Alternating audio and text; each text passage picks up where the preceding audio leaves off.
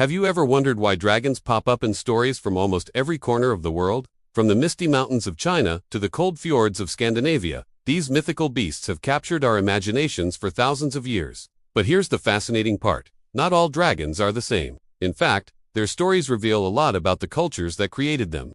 Let's start in the East. In China, the dragon, or long, is a majestic and benevolent creature. It's not a fire-breathing monster, but a divine being associated with water, rainfall, and good fortune. They are often depicted as wise, powerful beings that can bring prosperity and luck.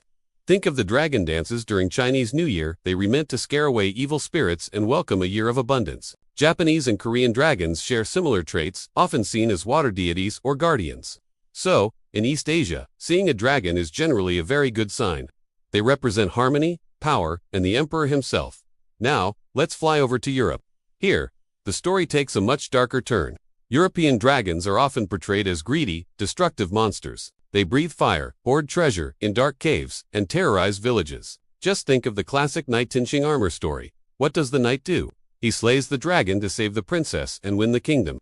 In Christian mythology, the dragon often symbolizes evil, temptation, and chaos, the ultimate enemy for heroes like St. George to conquer. This portrayal reflects a worldview where order must triumph over chaos and good must vanquish evil. But why the huge difference? Some historians believe it has to do with the environment. In the monsoon-dependent agricultural societies of East Asia, the dragon's control over water made it a vital, life-giving force. In Europe, however, where unpredictable natural disasters like floods or wildfires were a constant threat, the dragon became a symbol of nature's destructive power, something to be feared and overcome. The variety doesn't stop there. In Mesoamerican cultures, we have Quetzalcoatl, the feathered serpent. This powerful deity was a creator god, associated with the wind, the sky, and knowledge. He wasn't a monster to be slain, but a revered figure who brought learning and civilization to humanity. Similarly, in ancient Mesopotamia, the goddess Tiamat took the form of a massive sea dragon, representing the primordial chaos from which the world was created. Even in places you might not expect, dragons make an appearance. In Australian Aboriginal mythology, the rainbow serpent is a creator god that shaped the landscape and governs water. While not a typical winged dragon, its immense power and connection to creation echo dragon myths from across the globe. So what does this all mean?